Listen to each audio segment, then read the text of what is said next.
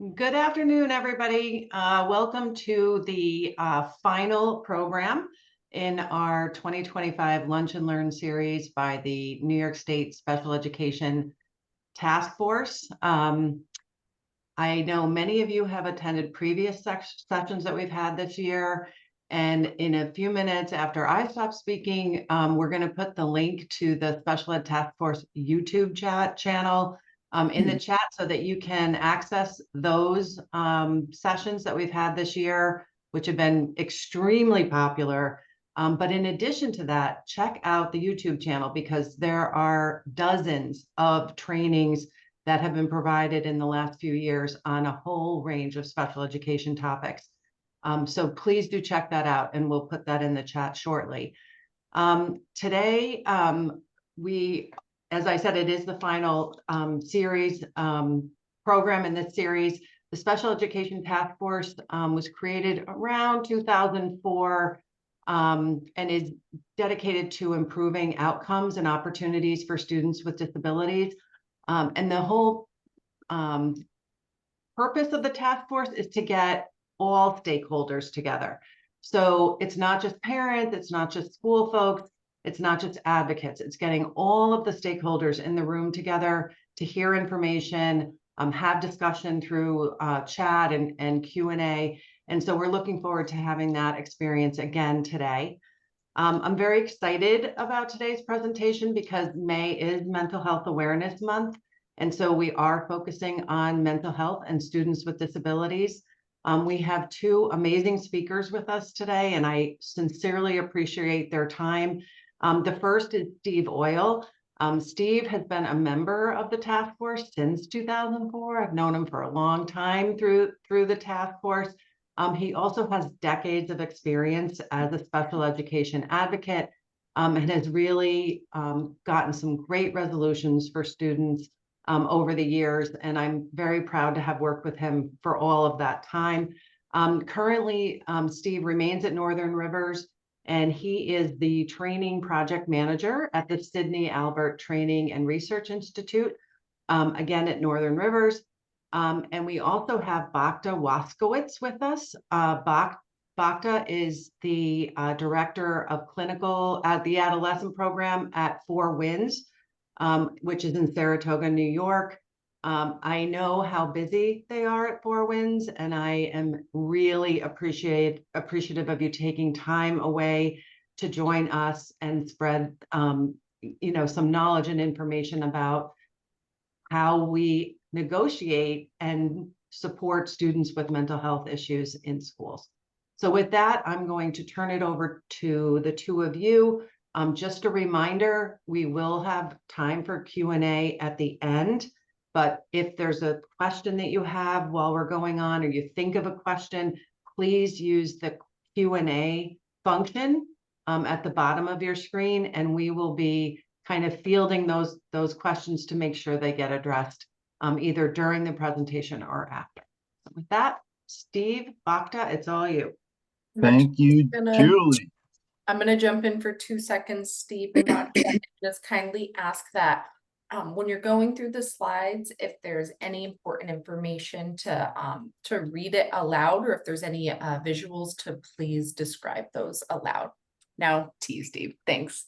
Thanks, Helen. We will do that. Good afternoon, everybody. Bhakta and I wanted to just add a little bit to our backgrounds for your convenience and information. So I've been in human services since I had really nice hair back in 1987. I went bald and decided to shave about 8-9 years ago, I forget.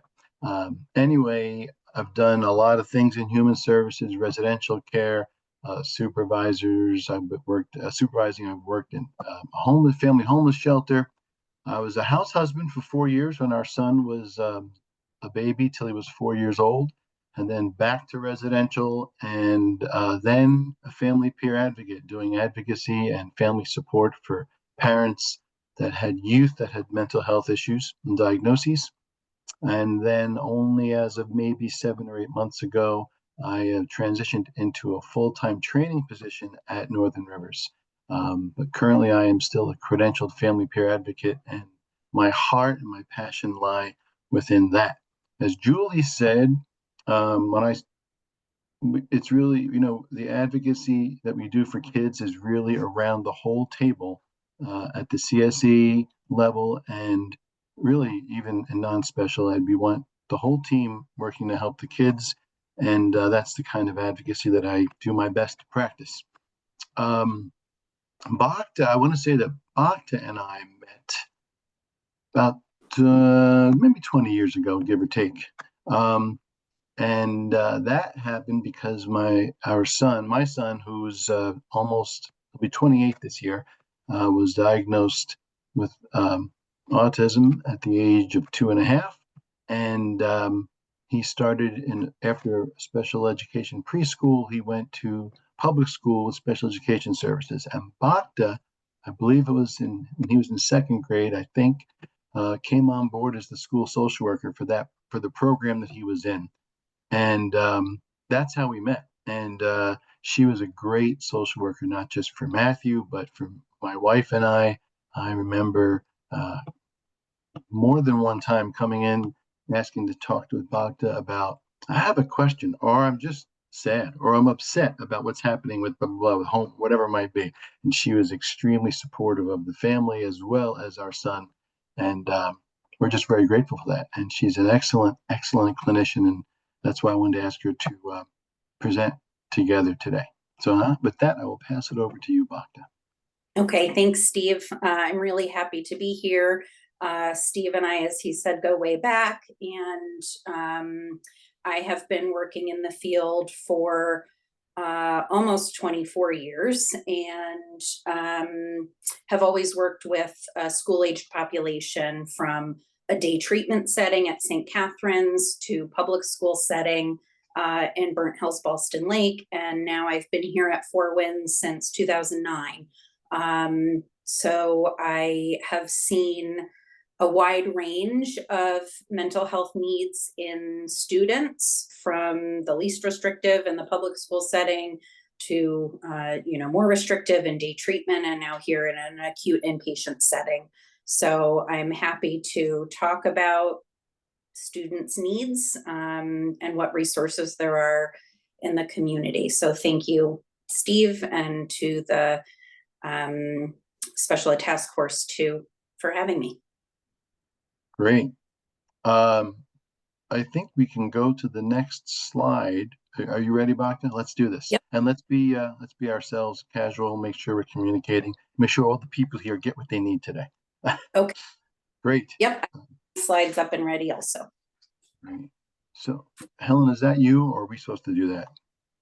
You have the slides up, Steve, so you can. I do. So I have to. All right, here we go. Let's hope I can do this part. Why can't I get it to move? Hang on. Oh, here we go. Okay. So we're going to read the slides too, Bhakta, I guess. Yes. Okay, go ahead. All right, I'll toss over to you. Okay. So when Steve asked me to share this presentation with him, I jumped on to the internet and started doing some research myself about what information there is about students with mental health needs in the US. And I came across the NAMI, the National Alliance on Mental Health. This is their public policy position. This is just a couple of facts about students. And NAMI believes that public policies and practices should promote greater awareness and early identification of mental health conditions. NAMI supports public policies and laws that enable all schools, public and private, to increase access to appropriate mental health services. Not to be a Debbie Downer, but we know that education policies are going to be perhaps changed over the next couple of years. And so this information is based prior to the 2024 election, and we will be mindful that their position and the information that's shared may change over time. But what we were able to take from their online resource was that 1 in 6 youth aged 6 to 17, which is school age, experience a mental health disorder each year. Half of all mental health conditions start by age 14. And we know that most mental health conditions have an onset in adolescence and early adulthood, and that ADHD, anxiety, depression, and behavior problems are the most commonly diagnosed or identified mental disorders in children. So that's going to be some of our focus as we go through. There we go. Next slide. Got it. So thinking about what we most commonly see from students struggling in school, we may see symptoms such as inattention, restlessness, fatigue, irritability, isolation, changes in appetite or sleep, physical or somatic complaints, apathy, sadness, hyperactivity. Those could be identified as symptoms of various mental health issues, though in isolation, there really isn't much more to go on. We have to take a look at a broader picture, and some associated behaviors that these symptoms might manifest as are disorganization, fidgeting, being late to class or skipping class, arguing with peers or teachers, fighting with peers or authority, not eating or sleeping enough or too much, going to the nurse frequently with those physical and somatic complaints, stomach aches, headaches, nausea, heart palpitations, pain, joint pain, also leading to unexcused absences, giving up activities, crying, or acting impulsively and recklessly. And as we go to the next slide, we know that many of those behaviors and symptoms can be common in any school-aged kids. Some kids have a bad day, some kids have a tough week, but when it really begins to disrupt their learning and disrupt their school behavior and relationships, is when they involve other students, if they are distracting to other students, if they are arguing with other students, if they are reckless around other students, if they're not able to emotionally regulate. They may be having an irritable or a sad day, but they cannot kind of moderate those feelings, and so they can become too big to manage, too big for the classroom, yelling, sobbing, or sitting in the corner of the classroom. They might become defiant towards authority. They might demonstrate unsafe or unhealthy behaviors, unsafe behaviors towards themselves, self-harm, headbanging, hitting themselves, or unsafe behavior towards others, throwing things in the classroom. They may not be maintaining their hygiene, which can impact their, relationship with others in school. They may have an academic decline. Maybe their grades have taken a nosedive and it's become a pattern. It's not just a one-off. And then we know there are kids out there that are just refusing to go to school. We know that there are kids that do really well at school, but are just kind of white knuckling it through the day until they get home. And so at home, they may be isolating, they may be involving other members of the household, siblings or parents, in terms of, unsafe behavior, violence, or aggression, not regulating at home. They may hold it together at school and then have a complete meltdown when they get home that can sometimes last, upwards of an hour or more. They may be refusing to complete their hygiene at home, maybe refusing meals or binging, hoarding food, and then again, refusing school, which can become a real issue for the family across the board.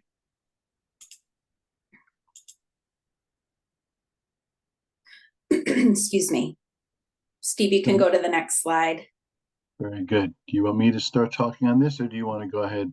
Sure, no, we'll do a relay. You go ahead. Relay. Well, okay, and I also I had a couple of quick thoughts while Bhakta was presenting. I think I heard you use the word screening, I think, in terms of youth for mental health. And if not, that is something that we try to do. And I used to think many years back, maybe 10, 20 years ago, I'm like, well, why would you screen for mental health for a preschooler?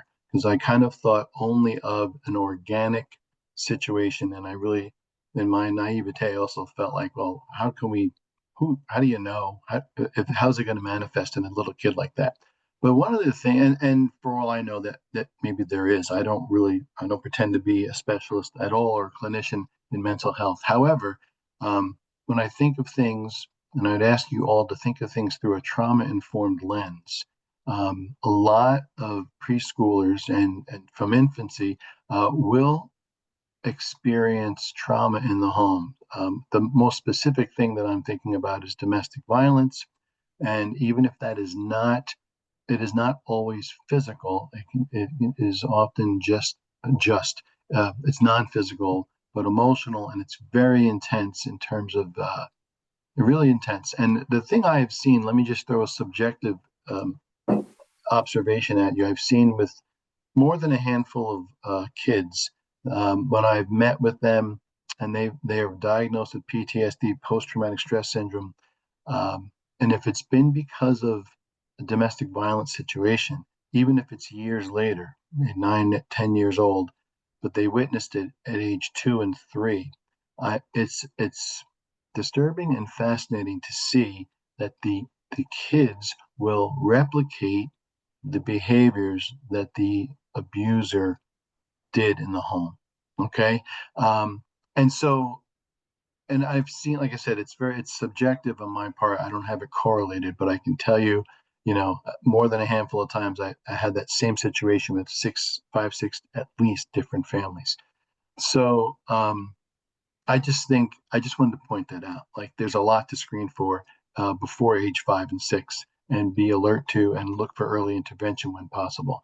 And it gets tricky with the trauma stuff, because it often involves the whole family, and that gets tricky, of course. But I just thought it was worth mentioning. Yeah. We do have slides to reference those issues. After we go through the next several, we can come back to that. Excellent. So, the diagnoses that we typically or often see in school, one, of course, is attention deficit hyperactivity disorder. And I forgot, we neglected to put down, but attention deficit disorder without the hyperactivity. And with ADHD, in a broad sense, that it's the inability to focus or pay attention or sit still. That might look like fidgeting in one way, or it might literally look like getting up and moving around and not being able to sit in a chair. A student with attention deficit hyperactivity disorder will be impulsive. Often they will blurt out responses, for example, or interrupt when the teacher asks a question and maybe someone else is answering, or it isn't time to respond. So we'll see that with attention deficit. With anxiety, a generalized anxiety disorder, perhaps, we will look at what happens here is there's excessive anxiety and worry, and the inability to control it. They're unable to control it. So I think a lot of us can relate to being anxious, to being stressed. But we're looking at it clinically. One of the words that had jumped out at me in our research was it's excessive, and they're unable to control it. They can often feel restless if a person has anxiety, a student, or on edge, kind of irritable, easily fatigued. They will often have difficulty concentrating and often have sleep disturbances. So difficulty concentrating just jumps out when I'm thinking about what kids are supposed to do at school.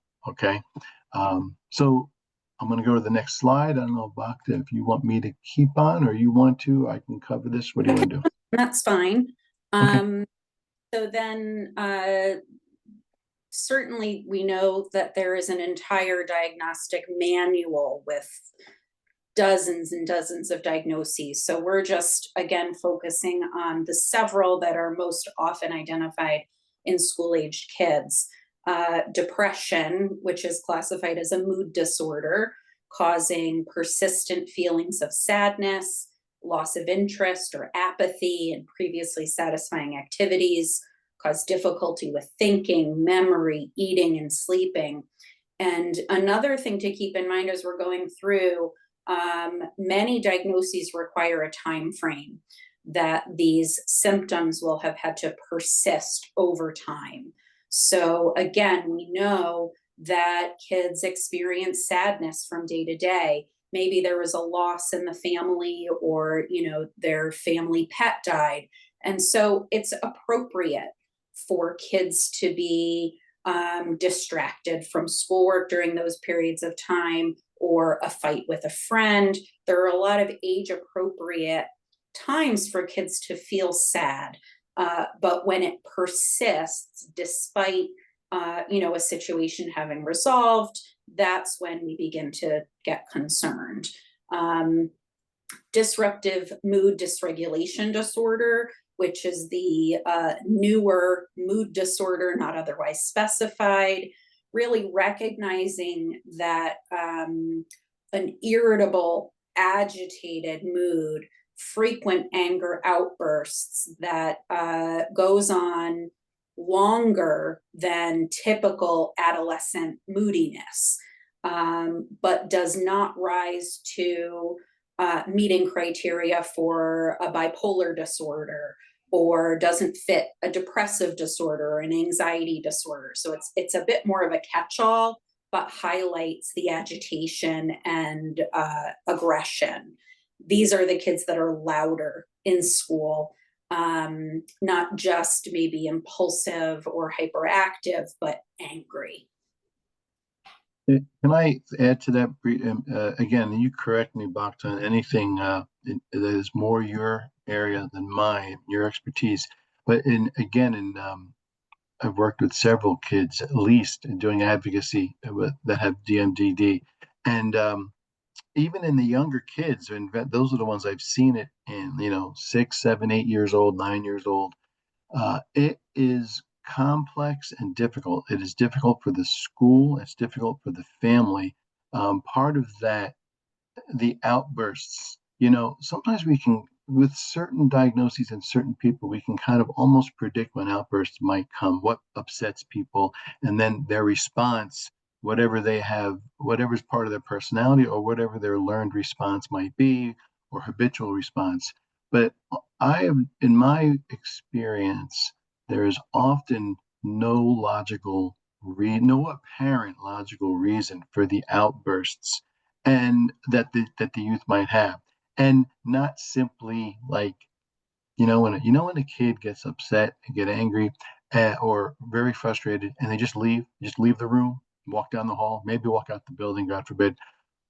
This is usually what I've seen, again, subjectively, is they don't necessarily just leave and flee as a coping mechanism. They often will get physical with objects, with people, whoever happens to be nearby. It usually is not, in my experience, it is not targeting one particular person, unless that person is the only person in the room, or the person that's trying to help and intervene and help the youth to calm down or get redirected. But aside from that, it's not really directed at one person or a particular thing. And I just wanted to share that. It's very complicated, and it can be very frustrating for all the adults, the people at home, the people at school as well. Bhakti, you have anything to? Yeah, and I would also say that it can be really disruptive for the child themselves in terms of how they want to present themselves, particularly outside of the home, right? We know that kids are kind of take off the mask when they're at home. But when they're, social or at school, they don't want to be the standout. Most times. And then if we're not accounting for, a trauma response or, sensory processing disorders and things like that, this is really a disorder where they cannot control their anger and their expression of anger. And we'll have kids say, I really don't want to be like this. I don't want to act like this. And so that kind of is a distinguishing factor also times. Thank you. I'm really glad you added that. You added that in because I've seen that too, and I forgot all about that. They don't want to be like that. They often will verbalize that after the fact. Yes. But that's probably true for all of these diagnoses that we're identifying, right? These are biologically based disorders that kids really struggle to contain when they're experiencing it. And it's not just hard for the adults, it's hard for them too. Great. So there's plenty that we see in school, but those seem to be the four we kind of just honed in on that we see a lot in school. Those four diagnoses: ADHD, ADD, depression, disruptive mood dysregulation disorder, and anxiety. Okay, I'm going to go to the next slide. Okay, special education, where do we find out about it? Maybe a lot of you know this, but I wanted, in case you didn't, I'm a big overview guy. So in New York State, we have the Part 200 and the Part 201 regulations of the Commissioner of Education. Those are the special education regulations in New York State. They are, you can find them online. I put links on the slide here. You can go to each section. The Part 200 are typically, or not typically, the Part 200 are really like all of the rules about special education in New York. The Part 201 is much shorter, and it's focused on discipline and when students have to be suspended and what has to happen. I'm not going to get into all that today, but a lot of good information in there for parents and school staff alike. In the third part of this slide, I've mentioned the Individuals with Disabilities Education Act. That's a federal statute, and that is from the federal Department of Education, U.S. Department of Education. And the Part 200, New York State, their regulations, our regulations, come from that federal law. And actually, many states have their own version of that, but they have to have minimally what is in the federal law. And then in New York, I could not quote you on what sections or what parts, but New York has added some things when they develop these regulations. So I just like to put that out there in the first place. Okay. You want to add anything back there? Or should I just keep moving? Nope, keep rolling. All right. Now I'm going to read. So if your child or a student you're working with is a special education child, in New York State, under those regulations, they need to be classified with one of these 13. I'm going to read through them right now. Autism, deafness, blindness, emotional, and I should say disability. Emotional disability, hearing impairment, learning disability, intellectual disability, multiple disabilities, orthopedic impairment, other health impairment, or we call OHI, speech or language impairment, traumatic brain injury, and visual impairment. So if you get an IEP in New York State, you'll be classified under one of those. We're not going to go over all of them today, but we're about to go into there's three, I think we decided on three, that are commonly used or most appropriately used for kids that have mental health diagnoses. So I'm going to move on with that. Well, the first thing is, this is the definition of a student with a disability in New York State. And one of the things I always like to mention, being an overview person, is that the next few slides, as we're going through these classifications, these are not clinical diagnoses. They come from clinical information, but they are classifications for the purpose of New York State special education law. That's what they're for. Okay, so I just like to make that distinction. I'm going to read this to everyone. This how New York State defines a student with a disability. It means a student with a disability as defined in certain sections of the education law, who have not attained the age of 21, so they're younger than 21, but prior to September 1st, and who is entitled to attend public schools pursuant to another section of the education law, who, because of mental, physical, or emotional reasons, has been identified as having a disability and who requires special services and programs approved by the department. And then the next section, before I go to the next slide, they actually have 13 different definitions, and we're going to go through a couple of those. The point I like to point out, I'm a big word guy as well as being an overview guy. So I feel like it's important to note things. If you look in this, we look back to this definition, students who, because of mental, physical, or emotional reasons, that's a lot of ground to cover. And that's a real benefit to being able to meet a student's needs. Okay. To my knowledge, and if Julie's is there and needs to correct me, or Bhakta knows, or anyone else, but to my knowledge, it is not necessarily required to have a diagnosis to get a student an IEP. Do we want that? Well, I think the family and the community would want as much information as that. But I've heard stories where people will say, "Hey, we didn't start doing.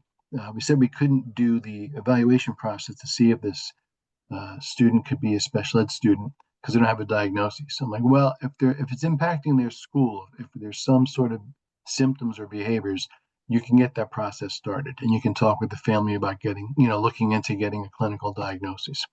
So I just like to mention that. Okay, let's go on about the common.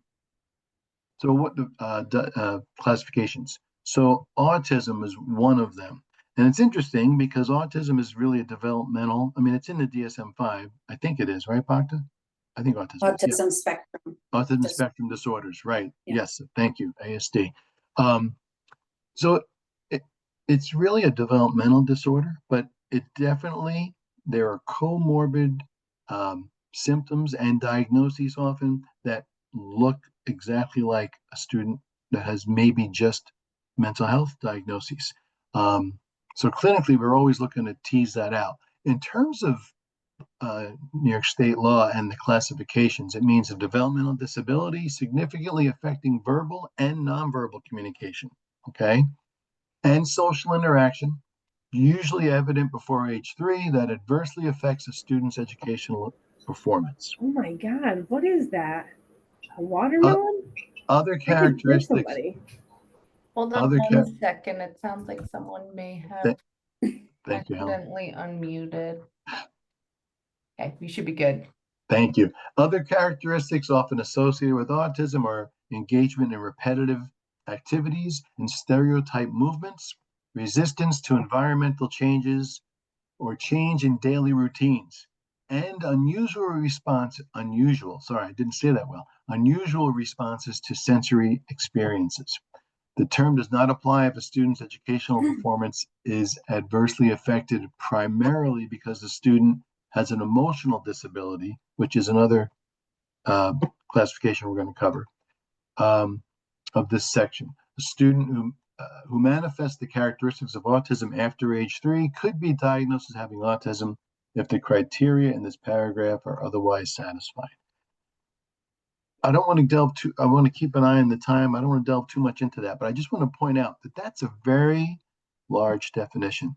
And again, I like to empower parents when they're part of this process. So I like them to be aware of what's in that definition so that we can see what was best, what's going to be needed to best suit their child's needs. Bhakta, anything on that before I go on? Nope, right on board. All right, great. Here's the definition of emotional disability. On the earlier slide, it said emotional disturbance because that used to be the term that was used. And I don't know exactly when, probably within the last 10 years or so, New York State changed the wording to emotional disability, which is one way of reducing stigma, changing that language. Emotional disability means a condition exhibiting one or more of the following characteristics over a long period of time, which Bhakta has referenced already in other areas, and to a marked degree that adversely affects a student's educational performance.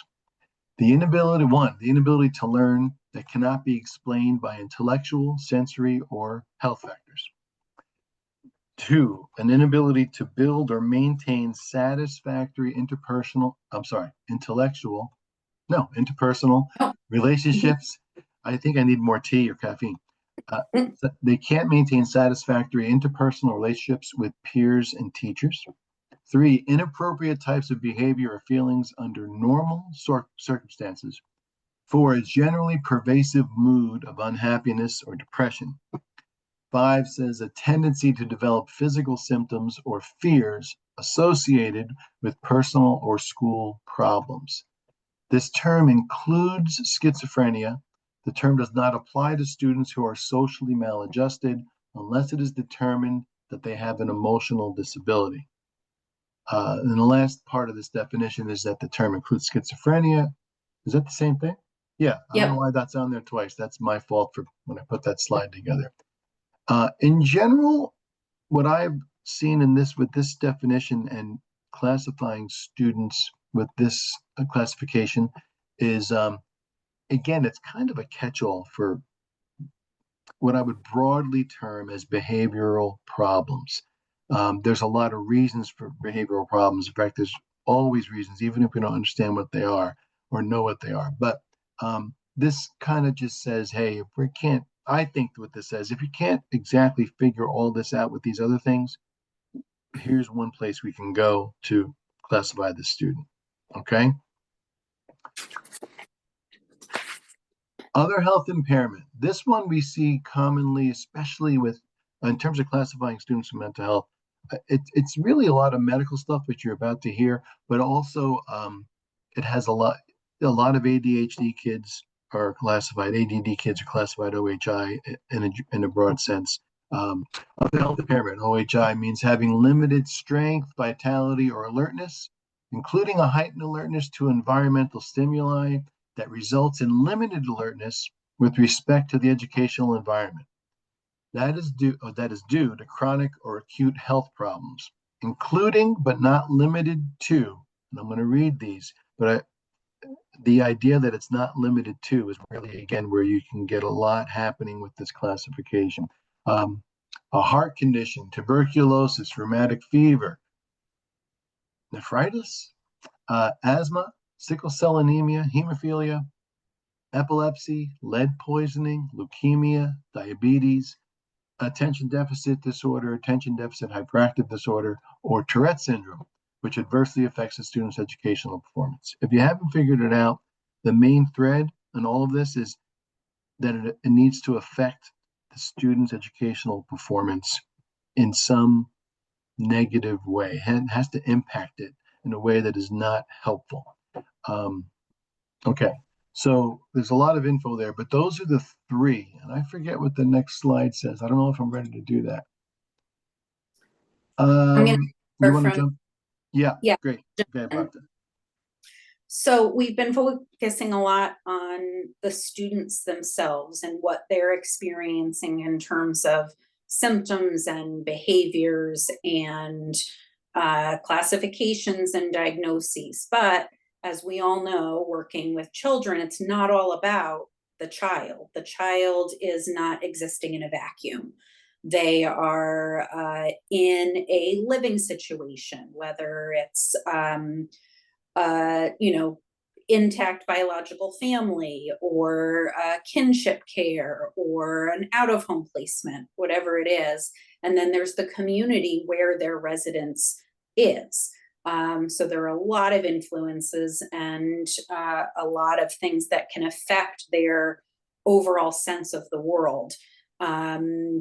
In my research, I also discovered from the CDC, the National Center for Health Statistics, children with disabilities, which we read through that diagnosis. For this purpose, a disability is defined by the reported level of difficulty in 13 core functioning domains: seeing, hearing, mobility, self-care, communication, learning, remembering, concentrating, accepting change, controlling behavior, making friends, anxiety and depression. So a child's entire being.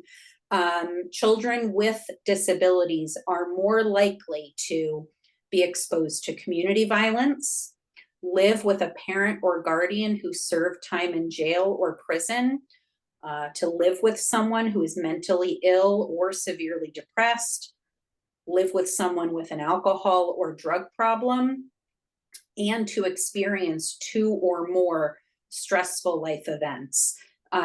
We should all know about ACEs, adverse childhood experiences. So this really summarizes that kids with disabilities are more vulnerable to those experiences, and perhaps kids who are having those experiences are more likely to develop a disability when it comes to, you know, their emotional temperament, and therefore may have a harder time learning. So that was really something that stuck out to me, that it's not just about having a hard time at school, it's really their entire existence that can be impacted. And then when we're talking about, you can go to the next slide, Steve, you know, meeting a kid's needs. And we're talking about the school environment, where we're talking about learning and behavior, you know, academic achievement, socialization. It may be hard for kids to pay attention if their most basic needs are not being met. Something we talk about here at Four Winds a lot is the hierarchy of needs. We have kids that come into the hospital and the parents or the guardians are, you know, consumed with their level of defiance or their cell phone dependence, and yet, you know, they may not have adequate nutrition. They may not have clean clothes. They may not be sleeping well. And so how can you expect a child to focus on those other kind of expectations or requirements when their basic needs aren't being met? And there has been a shift to, you know, addressing social determinants of health: transportation, you know, shelter, food, heat, things like that. We've been taking more feedback from families and looking at perhaps how we can intervene in those ways to then allow kids and families to focus on their mental health and their learning. So if you're not familiar with Maslow's hierarchy of needs, it's a really kind of basic symbol of where to focus for those needy families. Great, thank you.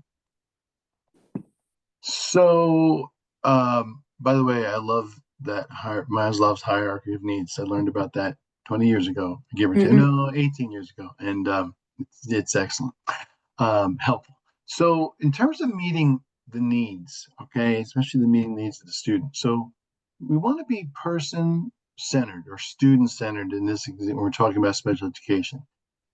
You know, Bhakta mentioned earlier about behaviors, and she mentioned about relationships. And I'm trying to remember how you said it, Bhakta, but the idea that if symptoms or behaviors are affecting school, but it's not just the behaviors, it's also if it's affecting their relationships.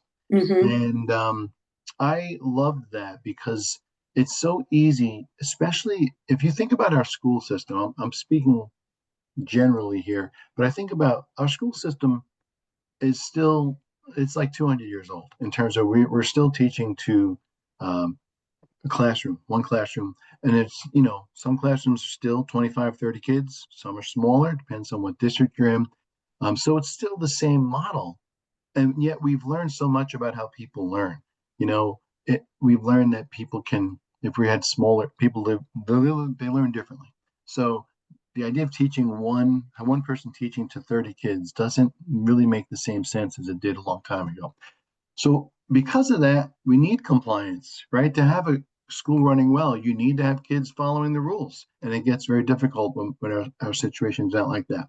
In spite of that, that's one of the reasons we wanted to talk about this. We want to be focusing on, with our special ed students, well, what is the student thinking? What is the student feeling? They're different things. What you're thinking and what you're feeling. They're related, but they're different. What does the student want, or what does the student need? And, I think it's important to look at both. They might want something that we might not be able to give them, but they still want it. And we should be looking at that. And I don't mean that if they're demanding it per se alone. I just mean they might want something that we have to acknowledge if we're going to try to help them. We have to meet them where they're at. And then, of course, we are looking at what do they need at that moment, whatever's going on. We should be looking at what is standing in the way of meeting that need. Sometimes it's structural and how our situations are set up in our classrooms, even in special ed self-contained rooms. Other times it might be us. Maybe it's our response to the student or to the child, as Bhakta mentioned, at home sometimes as well for parents. So we have to look at what's standing in the way. And then if we can look at how can we help to remove the barriers, that we can maybe introduce resources to families, but also what can we do to get this kid through this day without being suspended, hopefully, or being put in school suspension or whatnot. So at the bottom of this slide, I put down, one way to do this is to listen, to hear them, and then determine the next steps. I put listen and hear them because personally, I've always been a talker, and I've gotten better at my work over the decades as I've learned to become a better listener.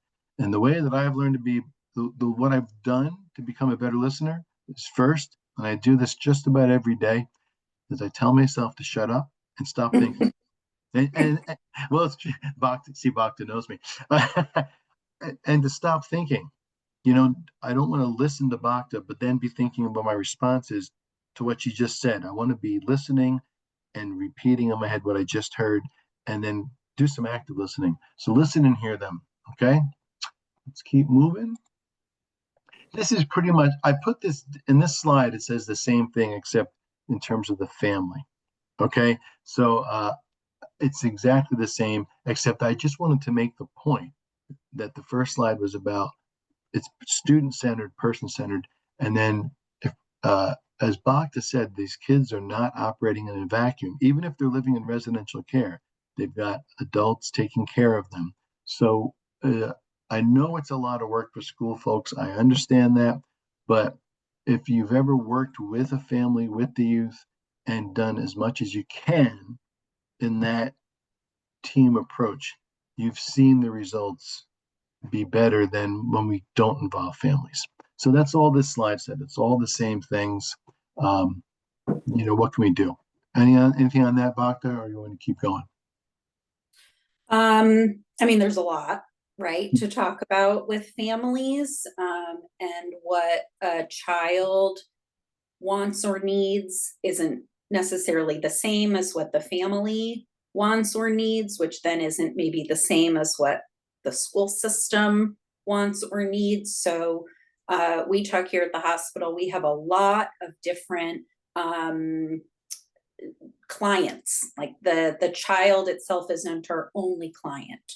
And so the student isn't the only person that you're serving. And that can be excuse me, it can be really helpful, and it can also get really messy. All right, well, let's keep moving so we get everyone out of here on time. Now, I wanted to take a slide on meeting the needs and coming from the school perspective. Okay, so from the school perspective and their response, what the families and students need from you, which you often do such a great job at, is they need your expertise. They need your knowledge and your experience. As a parent, again, my son is an adult now, but as a parent, it's always, in terms of experience and expertise, you're always happy when when you meet someone that looks like they're in their 30s or 40s. Because you make an assumption. You say, well, they've got some experience probably. Now, sometimes people like Bhakta was, I dare say, pretty young when she was working with my son, and she was really good. I don't know how much experience she had at the time, but she acted like she had a lot of experience. She really exuded confidence and whatnot. So I'm not saying it's got to be people that are older with experience. I'm just saying that parents look for that. We look for genuine stuff in so many people. That's why parents get frustrated when we can't get the classroom aide to come to the meetings, because the schools generally don't allow that. But if they're working well with our kids, we want them at that meeting because they're really helpful in helping our kids grow. But either way, the whole point of this bullet is we want your expertise, we want your knowledge. And I know that sometimes it's difficult for sometimes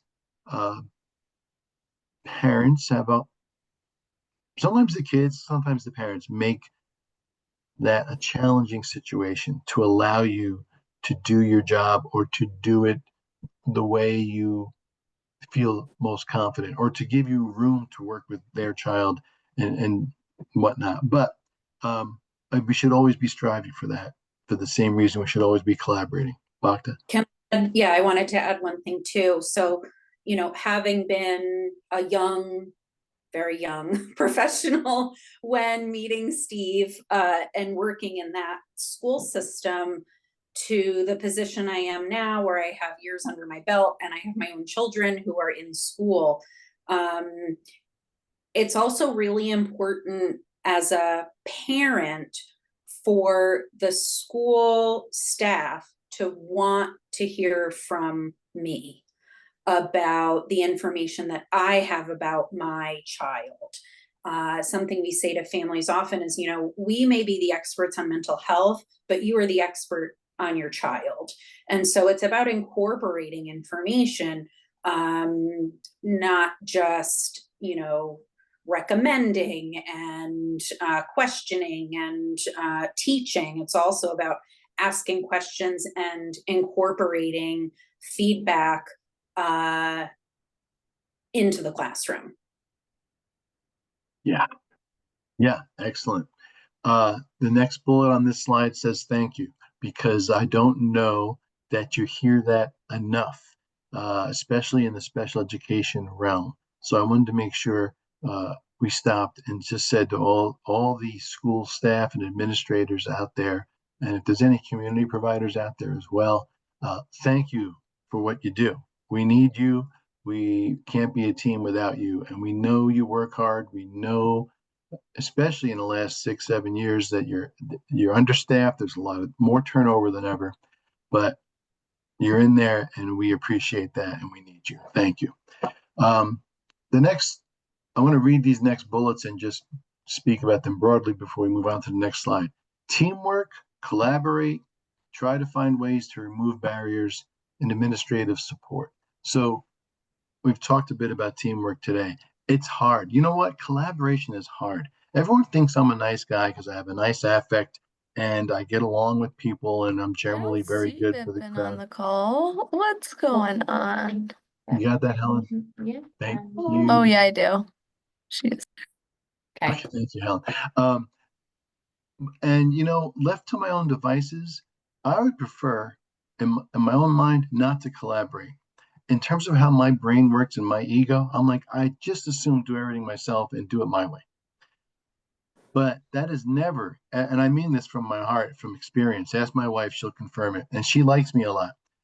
That is never the best way, or usually not a good way.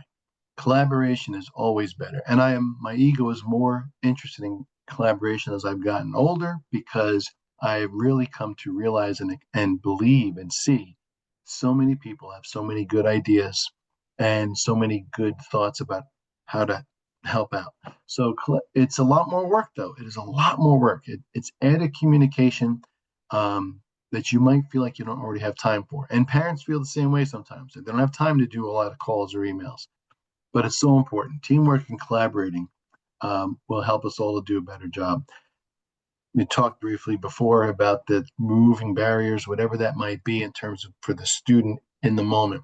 Administrative support, I know that we don't all have control over, but that's really extremely helpful if we can get that, if, for the student.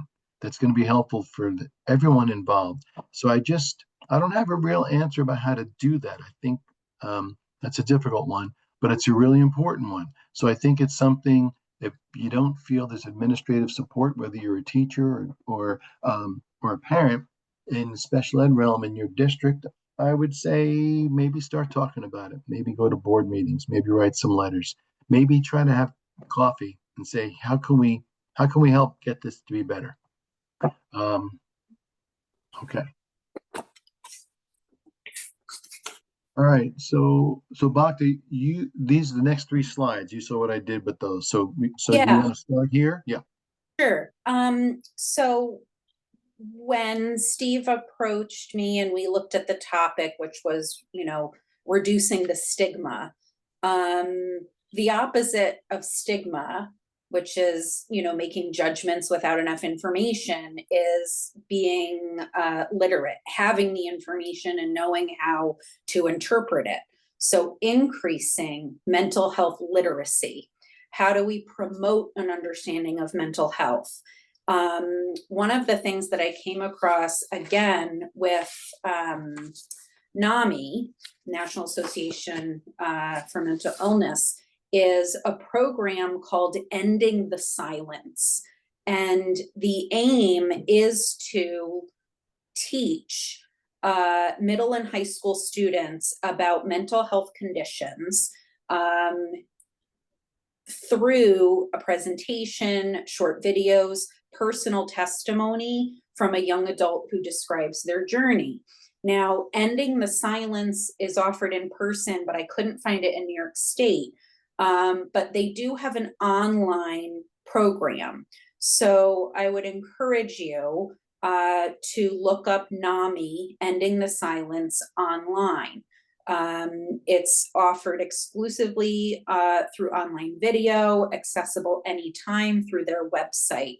And it will provide information to middle and high school age students in a way that they can understand it and incorporate it. Thank you, Julie. I see that you just put it up there in the chat. So offering age-appropriate and relatable information about diagnoses and related symptoms and behaviors.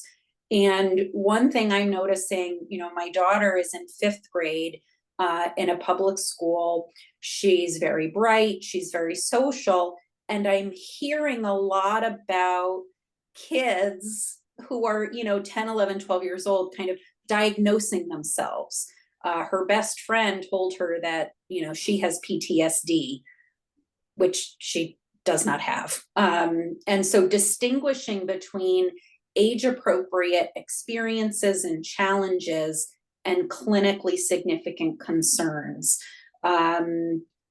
I think we're all aware of the really negative impact of some social media sites and the attention that it's given to kind of glorifying mental health issues. And so we want to combat that misinformation with clinically appropriate, age-appropriate information, just to, reality check here that, there aren't lots and lots of kids out there with dissociative identity disorder, which is something that we're hearing a lot of self-diagnoses of. Tourette's disorder, a lot of self-diagnoses. So challenging, kind of identity development to focus on what's appropriate and healthy. Yeah. Right. What's the next one? Is So this- Steve, you had highlighted this, Okay. modeling the language. Why don't you Sorry, go go ahead? ahead. No, and- you were gonna go. Go ahead. I'm sorry. Okay, so, making an observation and, we know there are functional behavior analysis and how those are incorporated into planning and learning. But recognizing that some things that we're observing maybe aren't a behavior intended to disrupt. It's the outcome of a symptom of something they're struggling with. So a child has their head down on their desk and they're not responding. Well, they're being, defiant, or they're ignoring the teacher, or are they fatigued because of depression, because they're not sleeping, because there's been community violence, right? We can kind of track it back and recognize that it's not about being disruptive, it's about a symptom of something bigger. And how we can do that in talking with teachers and families as well. And really focusing on our own language when it comes to mental health literacy. So going from emotional disturbance to emotional disability, right? That in itself shifts from stigma to literacy. This is what it's known as. Yeah, absolutely. I would just want to add to that, piggyback on that and say, this is what I like about that, in increasing the use of the language, is you can just do that. Whoever you are, you can start doing that. You don't have to get permission from an administrator if you're working in a school. You can just start talking about it. It's, you can just, I put this example of here on the slide about saying something like, Jasmine had much difficulty remaining in her seat. This is probably closely related to her ADHD diagnosis. It's easy for us, we're in the vernacular, to just say, boy, she's got some behaviors. Now, I don't like behaviors is just too broad. Behavior to me means communication. Behavior is always communicating something. And you might not know what it is, but it's communicating something that person is going through, adult or child. So we can get away from using that in a broad sense and at least coupling it with, it's a symptom of another diagnosis, or we think that it's a symptom. We don't have a diagnosis yet, so maybe we should talk with the family, see if they're seeing this at home, and encourage them to get more info perhaps. So I just wanted to hit that again, okay? I think we covered this pretty well. The collaborating, what else can we do in school? I hit that before pretty well. And that's what this slide's talking about. And I referenced community providers. So I know that I've experienced as a community provider in the past that school districts are generally very happy to see community providers on the team. The parents and the kids are usually very happy for that as well. So collaborate with as many people as possible. Again, the more people, the more challenging, or just the more work, more communication, but it's really important. Okay. And the last part of this slide, just circling back, don't forget the student. One of the things I will say that I started to learn from my first day in 1987, working in a part-time in a group home, is that if you ask kids questions, they will answer you. They will tell you what they need, what they don't like. We have to listen, we have to be patient, but if we ask those questions, so if we're asking a student about, sometimes we just throw the plan at the kids. Sometimes we need to involve them in the planning. Sometimes that works better. So I just wanted to mention that. Okay, this slide is just saying, acknowledging things I've covered. The collaboration's hard. We understand schools have a lot of responsibilities, a lot of regulations. Students aren't always realistic in terms of matching what they desire with what their needs are. Families and providers have a lot going on too, just like you. This is supposed to say scheduling isn't easy. I forgot to put the Y on that.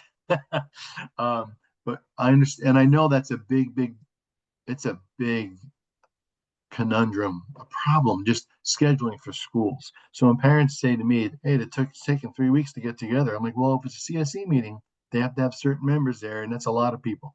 So I get it. But the whole point here, I asked this question at the bottom of the slide rhetorically, but is it worth it? I mean, the answer we're looking for is yes, it's worth it. It's worth it to see the kids grow and change. Okay, let's see. Okay, good.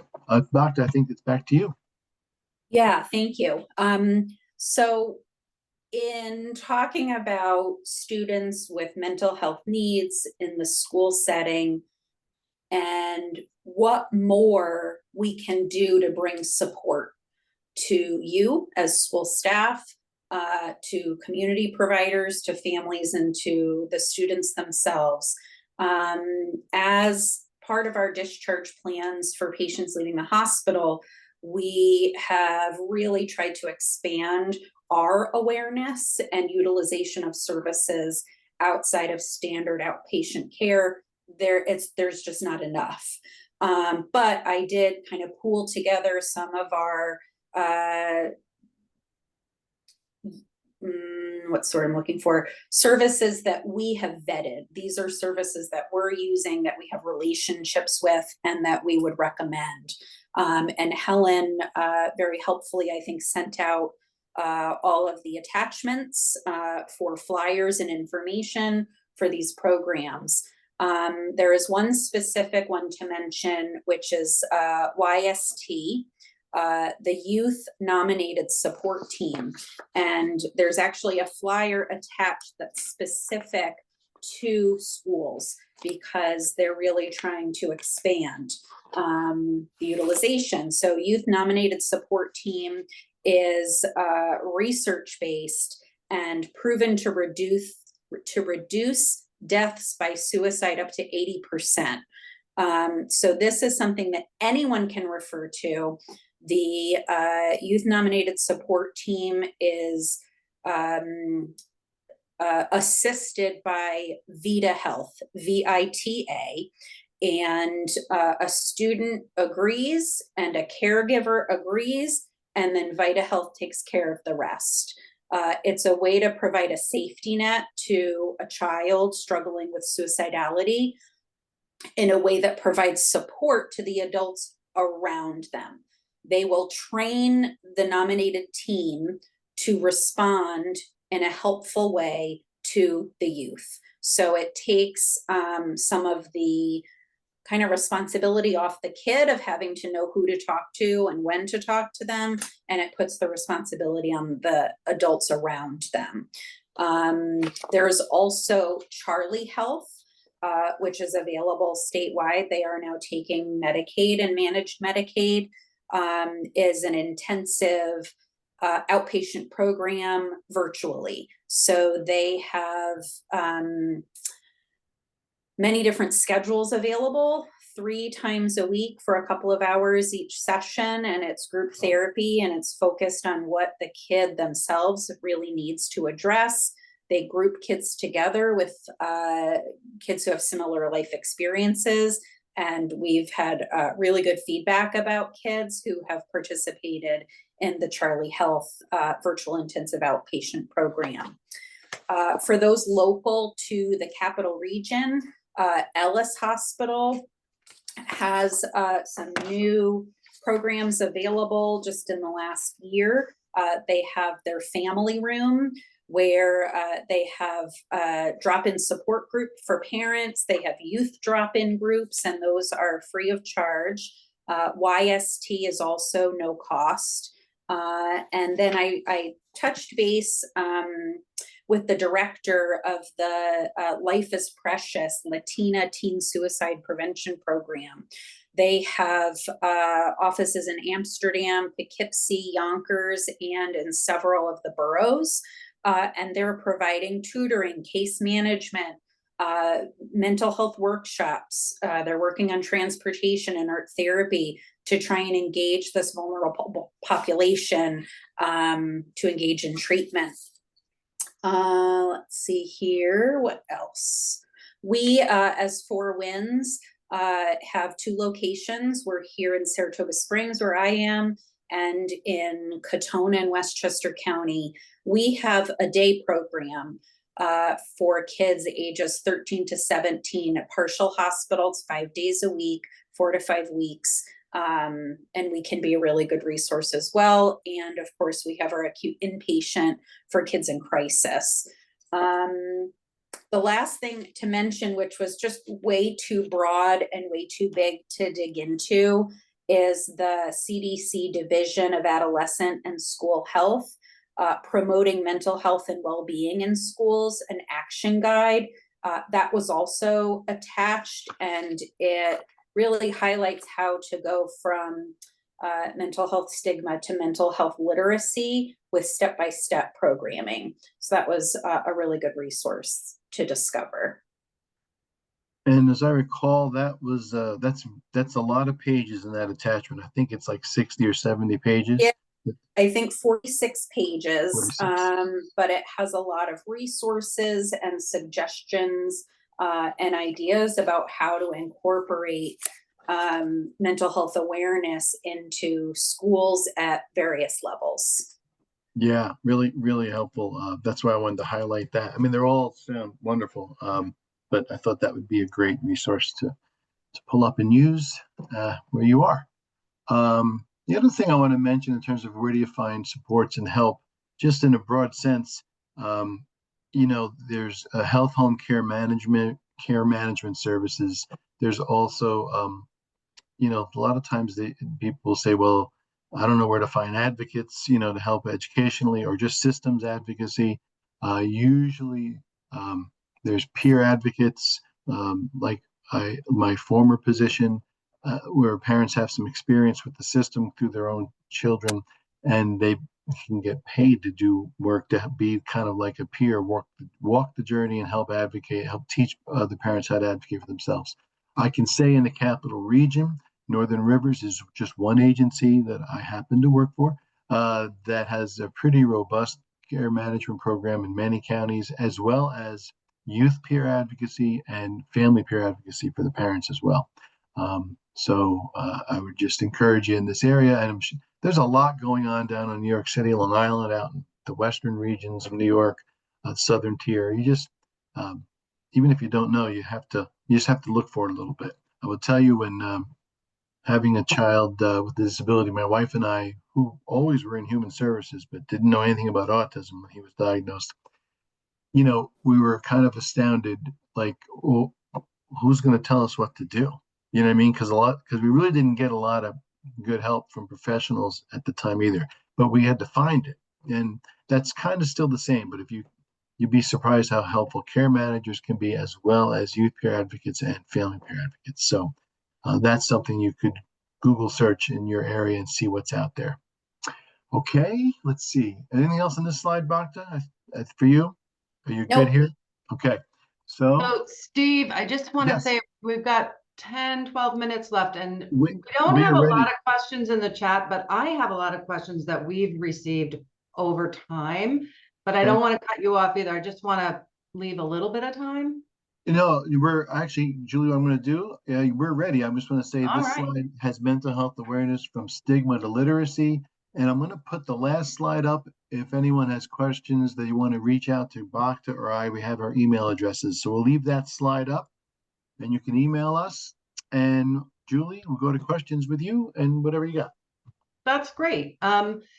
So there's a couple, the 2 questions that were put on the Q&A have to deal with early childhood trauma. And I think these are pretty kind of broad questions, but if a child is acting out, and this could be your natural child, or maybe adoptive parents are seeing a child acting out, and there's a suspicion that it might be related to early childhood trauma, like seeing interpersonal violence, something along those lines, what's the action step a parent should take? Bhakta, you want to start or want me to start?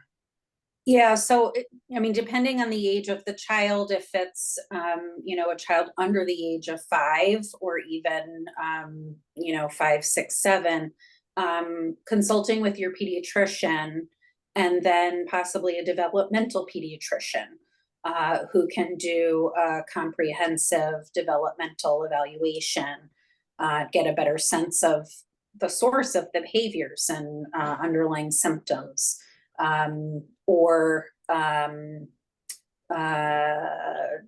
neuropsychiatric evaluation, but definitely looking into a behavioral pediatrician. And the neuropsych eval, typically, Bhakta, you correct me if I'm wrong, are done by psychologists, I believe. I mean, it could be done by psychiatrists, but A neurologist. or neurologists. Yeah. Yeah, they're pretty involved and they're very helpful. Good information there.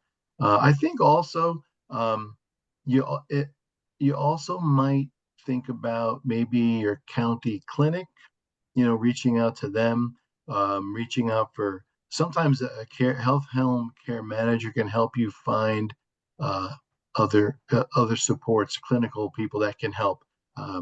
Or help you find the people that Bhakta was just referencing if a family is not able to do that. That's what I would say. And I think the only thing I would add is in terms of if you're suspicious that there may have been some trauma for a little person. I mean, one of the things is if you don't know what their experience was, you don't know. Like if you don't know much about their history, if it's a foster child perhaps or something, or adoptive, it's more, it seems to me as a layperson, it's more informed if we know what the history was, or even have an idea of where were they, who were they with, where were they living, that kind of thing. So that's not extremely helpful. It's not clinical, but we do look at that with trauma-informed lens. We're always kind of thinking about those things. So. Great, thank you. Another question, how can professionals consider culture in speaking to families about mental health? Because we do know different cultures think about disability and mental health differently. Do you guys have some go-to resources or approaches when you're dealing with a family with a different cultural background? So I will never forget an interaction I had when I was in graduate school in Boston, and I was working with a family from Haiti, and their son had a learning disability. They weren't understanding how it was being described or what the intention of an intervention would be. And so without, you absolutely want to avoid condescending language or condescending tone of voice, but breaking it down to kind of a universal idea, which was learning. How does someone learn? And then talking about how did they learn, and that their child is learning in a different way. And so I think that still holds true now in terms of mental health, that not everyone feels the same way, not everyone thinks the same way, and kind of moving away from, again, the diagnosis or the behaviors to basic functioning and how something might work here, something might not work here. Also, again, looking at advocacy and connecting with, an advocate or a support group through a culturally relevant program. We also use translators here, which in itself can be helpful because they can kind of change the language a little bit to be more relatable. Thanks. I would quickly add, Bhakta, that was a fantastic story. That was great. I would quickly add that I don't have a go-to in terms of resources. In terms of dealing with culture, this might sound a little Pollyanna-ish, but in my experience over the couple of decades, I have found, similar to what I said about kids, if I ask parents questions with respect and an interest in learning about their perspective on a situation, about their child, they will often tell you. And I've had families like from the Middle East, and they would explain from not only from their culture, but from their religious perspective, what they were thinking or feeling, and what could or couldn't happen. So that's probably the easiest, if you can make the time to connect with the parent in whatever your job is. And if you're just very low key about it and very genuine and being interested in getting information, start with that before you think about solving any problems. That's what I would say. I mean, the other thing I would do is look up their culture, but I think there's a lot of danger fraught with that, like looking for that information, because it's kind of like dialects. There's so many different, not only ethnic cultures and diversity, but like each family has their own family situation and upbringing. So I feel like it's better to go to the source. That's what I would say. Thanks, Steve. That's helpful. Okay. This is something we hear a lot. My child had a bad experience with restraints, bullying, a timeout room, something like that at school. They don't want to go back to school, and I don't want them to go back to school, but I can't stay home. What should I do? Doctor, jump in. I'm going to start, but if you have something, You start. Yeah. So if I was coming at that from as a family peer advocate, I'd want to talk with the parent. I want to ask them, tell me more. I want more information. I want to know what their thoughts and what their feelings are. I want to know what having a difficult time with restraints means. Most places are trying to not do restraints in this day and age. And, but I would want more info before I could really be helpful to that family. I want to get details. That's the first thing I would do, because sometimes the restraints are being done legitimately in terms of the reasons for them, even if there's a lot of them. But I want to find out. I want to get that info from the parent and from the school, let's say. And the other thing I would do is be looking at getting more clinical information, or getting the clinical information we have and seeing. So let's take it from the perspective that the student and the parent are right on, and these are not legitimate restraints, or at least not the reasoning for them to happen. Maybe they're being a little set up, or maybe the staff's a little not doing it exactly right. I want all of that because, well, there you go. Then maybe that'll help me to help them help them figure out, well, maybe we can improve things here if we have a good team, a good administration at that school building that we can work with, and maybe get things changed around and rebuild that relationship between the student and the staff and the school and the mother or the father. Maybe not, but if that's possible, I want to have that as an option. So I don't know if that makes a lot of sense, but those are the clinically thing is probably the most concrete thing I would say too, is like, I want to know what is happening. If I have a kid, let's say, we talked before about DMDD and we talked about autism. They often look similar, but they're different. Like the behaviors and symptoms look similar sometimes for those two diagnoses, kids with those diagnoses. But the reasoning behind why they're behaving certain ways are usually very different. So I'd want to be clinically informed on that. And maybe the whole team is not, or maybe the family is. Maybe we haven't gotten that far in our search. Maybe we need a neuropsych exam or something. Bhakti, you want to add to that or change any of that? Yeah, I mean, certainly I don't know that there's enough information just from the question, right? And so I think it's important for a dialogue to be happening between the family and the school, because if the parent doesn't feel safe having their child go to school, if the child doesn't feel safe going to school, then that's something the school needs to address in terms of what's the fear, what's the anxiety, and how can we alleviate that? What measures can we put in place to remove those barriers? What's the barrier for the child going to school? And if they're not getting adequate feedback directly from the classroom, then including administration, psychologist, school social worker, school counselor, CSE, everybody has to come to the table. Maybe the school agrees that it's not the best fit and it's time to look at alternatives. We have lots of families here at the hospital kind of choosing to homeschool because the kids aren't doing well in the school environment, and yet that creates its own set of problems in terms of isolation and tracking progress and learning. So it sounds like a larger conversation.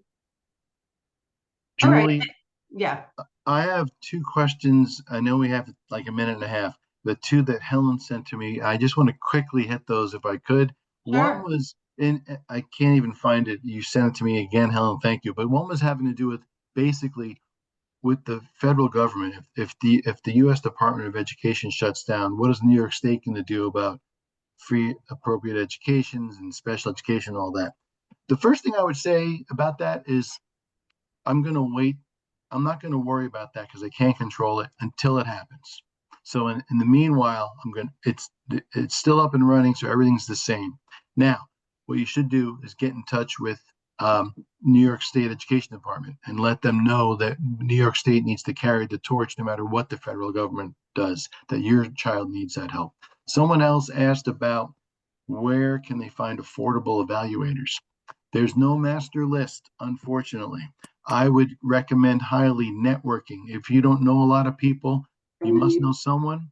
Network with your school psychologists or somebody and ask about names in your area. That's the best way to kind of cross-reference and start to find someone who's good. That's what I would say to that.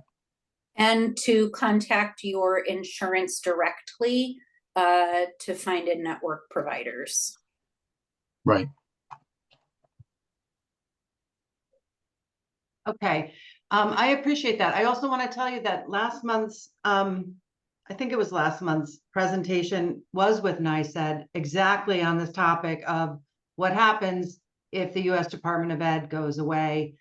So we can put the link to that recorded session in the chat. We had almost 1,000 people participate in that. So you may want to look at that, but the takeaway is kind of what you said, Steve, that there's no prediction of that now, but that doesn't, the IDEA is a federal law created by Congress, and only Congress can take away that law, and that no, there's no mumbling that we're going to take away the IDEA. I haven't heard anything to that effect, but it would be enforced a little differently, and I think that's what's a little unclear. So listen, I want to thank you both so much for your time here. I thought it was really helpful, really good suggestions. I think to let parents know they're not alone, that these are challenging circumstances, and it can be very difficult to work with a school district. But like you said, at the end of the day, you kind of have to go all in. And the time and the investment is worth it. And if you need support, then there are places to get legal support and advocacy. Disability Rights New York can sometimes provide help in these matters. Peer advocates, like you talked about, Steve, and then getting clinical teams on board, I think, is also really important. So this has been super enlightening. We really appreciate it. This is been recorded, as everybody knows, and so it will be posted.